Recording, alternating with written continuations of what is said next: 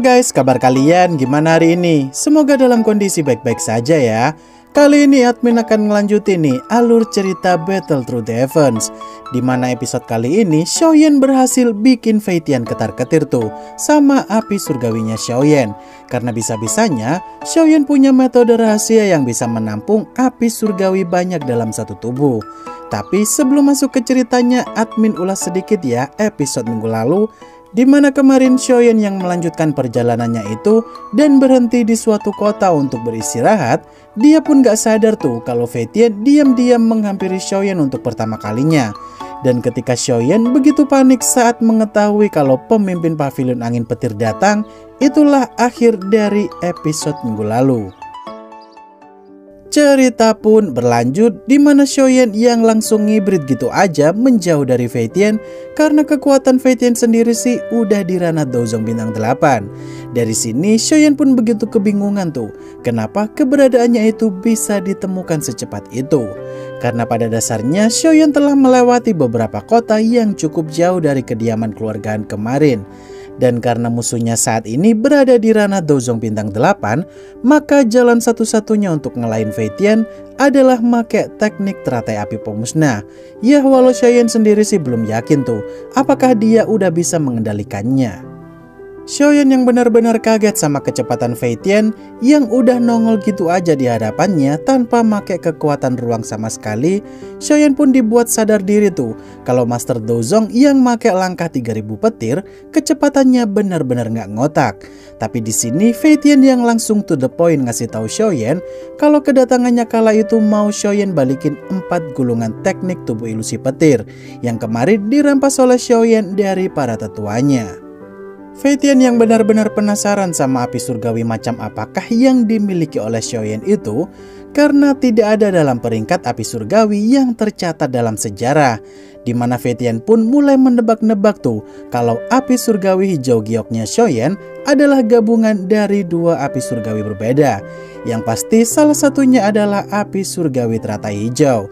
Nah, karena udah ketahuan kalau Xiaoyan bisa punya dua api surgawi sekaligus, maka Xiaoyan pasti punya metode khusus tuh untuk menampung api surgawi lebih dari satu.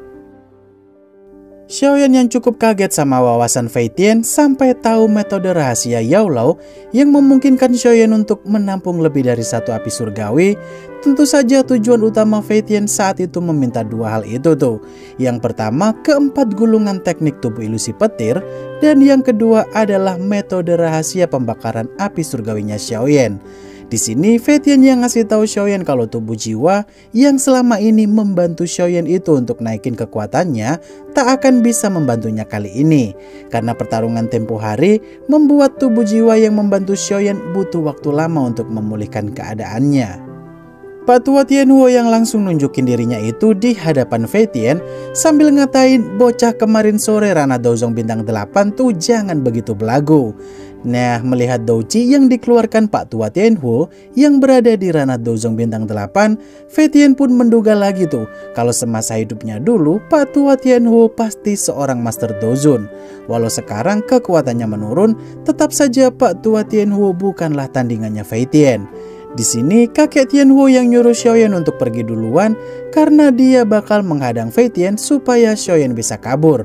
Dimana Xiaoyan pun iya-iya aja tuh karena nyawanya saat ini benar-benar dipertaruhkan kalau dia sampai beneran ketangkep.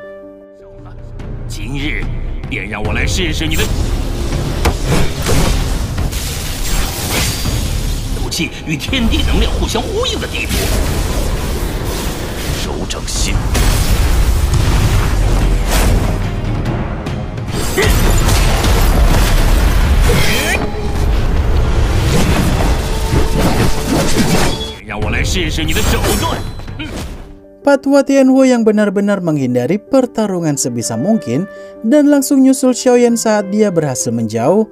Saat itu juga sih Xiaoyan langsung ngeluarin keempat gulungan teknik tubuh ilusi petir dan memisahkannya satu sama lain di sana. Karena dugaan Xiaoyan sih dalam gulungan tersebut ada semacam tanda petir yang hanya diketahui oleh Fei Tian semata. Di sini Xiaoyan yang cukup khawatir sama keadaannya kakek Tianhuo karena mata sebelah kirinya lebam tuh akibat pertarungan barusan. Tentu saja kakek Tianhuo sedikit ngeles tuh karena cukup malu juga karena dia malah kalah di hadapan Xiaoyan sebagai juniornya. Di tempat lain, Fei Tian yang emang sengaja ngebiarin kakek Tianhuo kabur gitu aja karena dia nggak mau capek-capek tuh make dojinya itu untuk kekuatan ruang para dozong. Karena Fei Tian sendiri bisa melacak keberadaan gulungan teknik yang dibawa oleh Xiaoyan itu. Namun karena Xiaoyan udah sadar dan membuang, gulungan teknik tadi terpecah ke 4 arah berbeda, Fei Tian pun terpaksa make teknik tubuh ilusi petirnya itu, alias klon dengan tingkat kekuatan sekitar 70% dojinya tersebut. Di tempat lain, Xiaoyan yang merasakan ada satu lagi doji Fei Tian di tempat yang berbeda, Xiaoyan pun mulai sadar tuh kalau Fei Tian sepertinya pakai teknik tubuh ilusi petir untuk ngejar Xiaoyan, sedangkan tubuh aslinya ngambilin satu persatu gulungan teknik yang tadi dipencar oleh Xiaoyan. Dirasa klonnya Fei Tian udah mulai mendekat, lagi dan lagi kakek Tianhuo pun harus melindungi Xiaoyan dari setiap bahaya yang mengancam keselamatannya itu. Xiaoyan yang kagum sama klonnya Fei Tian yang benar-benar mewarisi sebagian besar kekuatan Fei Tian yang asli. Saat itu sih yang dirasakan oleh Xiaoyan hanya sebatas kekuatan Ranah Dozong bintang 6 aja tuh dalam diri klon tersebut. Karena dari penjelasan Yao Lao saat di season 1 dulu, setiap teknik ada tahap awal, tahap menengah, dan tahap akhir. Lebih tepatnya sih Fei Tian yang berada di ranah Dozong bintang 8, sedangkan klonnya hanya di bintang 6. Dan kemungkinan besar teknik tubuh ilusi petirnya Fei Tian masih di tahap menengah. Di sini kakek Tianhuo yang begitu pedenya langsung nyerang klonnya Fei Tian itu, sedangkan Xiaoyan berusaha mengamati dan mencari kelemahan klonnya Fei Tian tersebut kalau memang ada.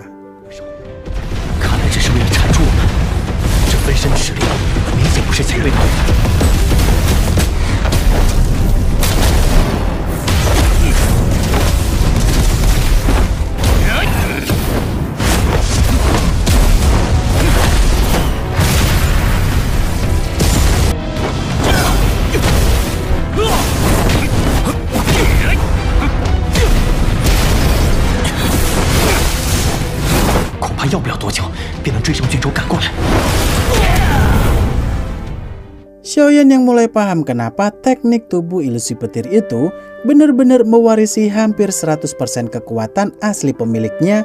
Ternyata teknik itu pakai kekuatan jiwa si pemakai itu.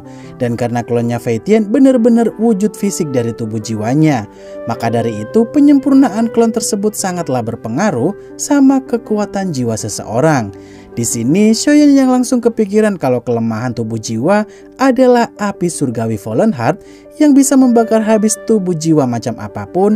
Seketika Xiaoyan saat itu meminta kakek Tianhuo untuk minjemin kekuatannya lagi tuh, karena Xiaoyan bakal membakar habis klonnya Fei Tian kalau emang benar klon tersebut adalah perwujudan tubuh jiwa.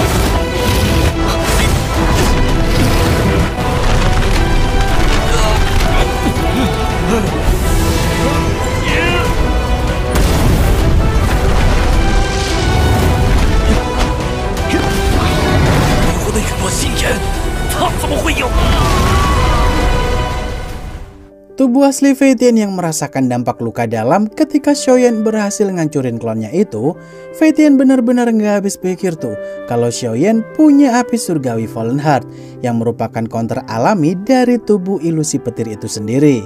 Karena satu-satunya kelemahan tubuh ilusi petir itu hanyalah api surgawi Fallen Heart doang. Di momen inilah Fei Tian pun semakin marah tuh sama Xiaoyan dan bakal membuat perhitungan kemanapun dia pergi. Tubuh asli Fei Tian yang merasakan dampak luka dalam ketika Xiaoyan berhasil ngancurin klonnya itu, Fei Tian benar-benar nggak habis pikir tuh kalau Xiaoyan punya api surgawi Fallen Heart yang merupakan counter alami dari tubuh ilusi petir itu sendiri. karena satu-satunya kelemahan tubuh ilusi petir itu hanyalah api surgawi Fallen Heart doang. Di momen inilah Fei Tian pun semakin marah tuh sama Xiaoyan dan bakal membuat perhitungan kemanapun dia pergi. Di tempat lain, Xiaoyan yang melihat kepingan tubuh jiwa Fei Tian yang hancur berkeping-keping punya ingatan tentang kunci yang mengatur huruf-huruf teknik tubuh ilusi petir. Akhirnya Xiaoyan pun bisa menyusun huruf-huruf di gulungan teknik tubuh ilusi petir yang dia dapetin kemarin tuh. Karena Xiaoyan sebelumnya udah menyalin huruf-huruf itu sebelum dia lempar tadi. Dengan ini, Xiaoyan tinggal mempelajari teknik tubuh ilusi petir secara mandiri untuk bisa bikin klon seperti Fei Tian tadi. Malam harinya, Xiaoyan yang udah selesai menyusun semua huruf teknik tubuh ilusi petir, dia pun mulai sadar tuh kalau Xiaoyan harus bisa melatih langkah 3000 petirnya itu ke tahap maksimal dulu, supaya bisa bikin tubuh klon seperti Fei Tian tadi. Dan karena saat ini Xiaoyan udah mencapai tahap menengah dari langkah 3000 petir, kemungkinan besar sih Xiaoyan masih bisa mempelajari teknik klon itu di tahap awal doang kalau beruntung. Xiaoyan yang mencoba untuk bikin tubuh klonnya itu dengan mengingat-ingat kembali kalau membuat tubuh klon sih seperti memasukkan kekuatan jiwa ke dalam teknik langkah 3000 petir. Dan pada beberapa percobaan pertama sih Xiaoyan emang gagal tuh, tapi Xiaoyan justru tak patah semangat sambil berkata kalau dia gagal dalam percobaan pertama maka cobalah 100 kali lagi, dan kalau masih gagal dalam 100 kali itu maka harus mencoba 1000 kali. Wede, patut dicontoh nih buat kalian yang udah nyoba beberapa kali gagal langsung ngeluh capek.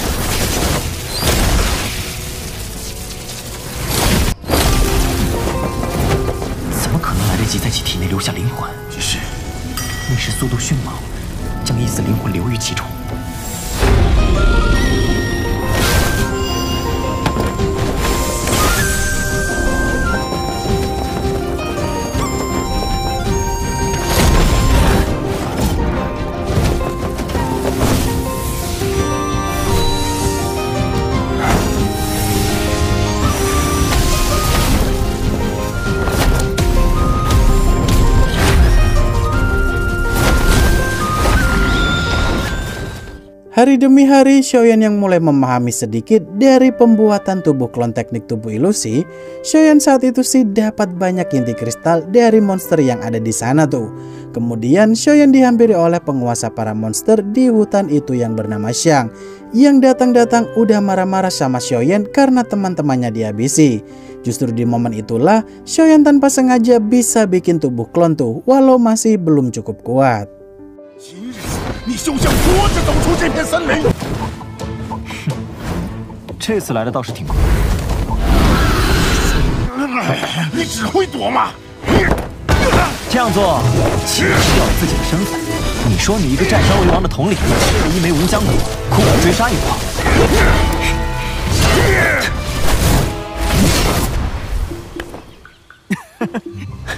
哦，成功了！ 敢偷袭老子！哪个不是死活的？ Xiaoyan yang begitu berterima kasih kepada Xiang karena berkat dirinya lah Xiaoyan udah mulai paham tuh cara bikin tubuh klon petir. Namun saat Xiaoyan mau pergi dari sana pakai sayap tulangnya itu, Xiaoyan malah nggak jadi pergi dari sana karena Xiang sendiri ternyata tahu tuh tentang asal-usul tulang Phoenix Iblis yang dipakai oleh Xiaoyan jadi sayap itu. Xiaoyan yang saat itu pakai sedikit kekerasan untuk mengorek informasi dari Xiang tentang asal-usul Phoenix Iblis. Xiaoyan pun akhirnya mulai tahu tuh kalau di dunia para monster, Phoenix Iblis adalah klan para monster terkuat nomor 3. Bahkan jika mereka tahu Xiaoyan pakai tulang teman-teman satu ras mereka, maka Xiaoyan udah dipastikan bakal diburu sampai kapanpun.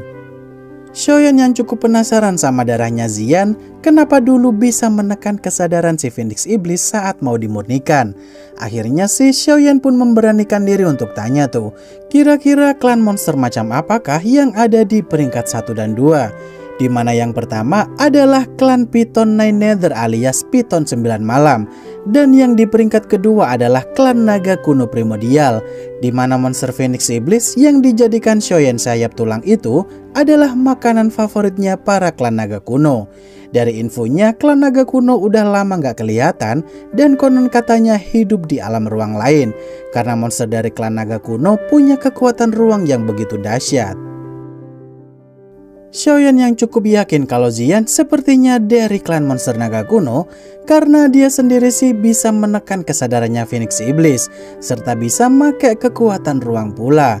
Dan dari setiap dugaan Shoyen sih udah mulai terbukti satu persatu tuh. Di sini Shoyen yang menepati janjinya kalau dia gak bakal menghabisi Xiang kalau mau ngasih informasi. Shoyen sendiri bahkan ngasih inti monster yang dia dapetin tadi tuh kepada Xiang. Dan saat Shoyen mulai bimbang untuk gak boleh sering-sering pakai sayap tulangnya itu, sayangnya adegan tersebut adalah ending dari episode kali ini. Wah, kira-kira bakal seru nih kalau Phaetian tahu kalau Shoyen udah bisa nguasain tubuh klon. Kira-kira bakal ngapain lagi tuh Shoyen di episode minggu depan? Dimana nanti sih terlihat kalau banyak kultivator hebat yang sedang berbondong-bondong datang ke tempat kolam darah surgawi. Dari banyaknya orang-orang baru yang bakal ditemuin oleh Shoyen, ternyata ada Yanran tuh yang ikut nyempil di tempat tersebut. Entah apa tujuannya masih belum dijelaskan juga. Nah, itulah alur cerita Battle Through the Heavens episode 97 dan preview dari episode 98 yang tayang minggu depan. Lebih tepatnya Donghua ini akan admin upload setiap hari Senin kalau tidak ada kendala. Jadi akhir kata terima kasih udah nonton sampai akhir dan sampai jumpa di video selanjutnya. Bye bye.